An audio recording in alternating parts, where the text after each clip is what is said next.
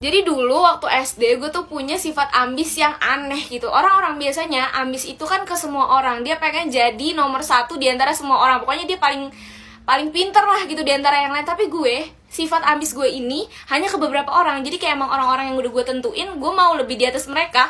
Ya udah cukup sampai situ aja. Gue tuh gak ada keinginan untuk berambisi untuk mengalahkan semua orang. Jadi cuma orang-orang tertentu aja. Ini ada cerita waktu gue ikut lomba Asmaul Husna di pengajian gue nih. Tempat pengajian gue dulu itu yang paling menonjol di perwakilan perempuannya itu gue gitu. Ini gue nggak bohong, nggak ngarang, tapi emang beneran gue tuh yang paling menonjol. Kenapa? Karena emang dari awal gue udah berambisi untuk gue harus pokoknya paling pintar di antara cewek-cewek. Di antara cewek-cewek doang. Di tempat pengajian gue tuh ada laki-laki dan ada yang perwakilan laki-lakinya yang lebih pintar dan lebih pintar dari gue pastinya gitu. Jadi gue udah nggak mau, nggak deh, gue nggak mau berusaha sama di cowok karena emang dari awal nih orang lebih pintar dari gue gitu.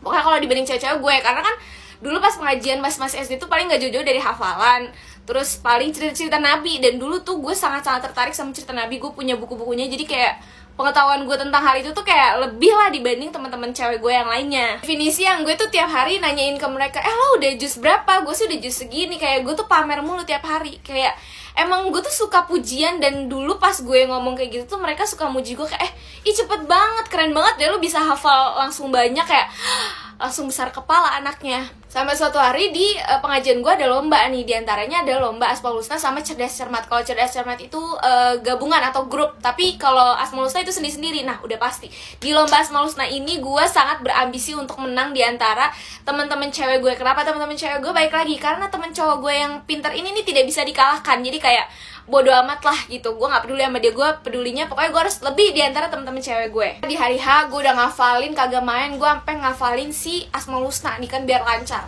Gue samper nih temen gue, kalau kalian masih inget cerita gue sama Sisi yang gue kalau main ke rumahnya kaki gue balik-balik sakit. Nah ini nih, ini tuh udah bayannya. Gue samper lah dia ke rumahnya, terus dia keluar rumah belum rapih, belum pakai baju ngaji, masih pakai baju rumah dan bawa air putih. Gue pikir nih air putih buat gue kan, kagak, diminum sama dia. Terus dia bilang tunggu bentar ya, udah. Terus dia masuk ganti baju, habis itu kita jalan ke tempat pengajian nih, jalan kaki. Terus dia ngomong di situ hafal Asmaul Husnanya. Terus gue bilang udah sih di rumah, tapi nggak tahu nanti pas di sananya ngeblank atau enggak. Bismillah aja gue bilang gitu kan. Terus gue nanya dia, gimana lo udah hafal? Gue sih belum terlalu lancar, tapi tadi gue dikasih air doa.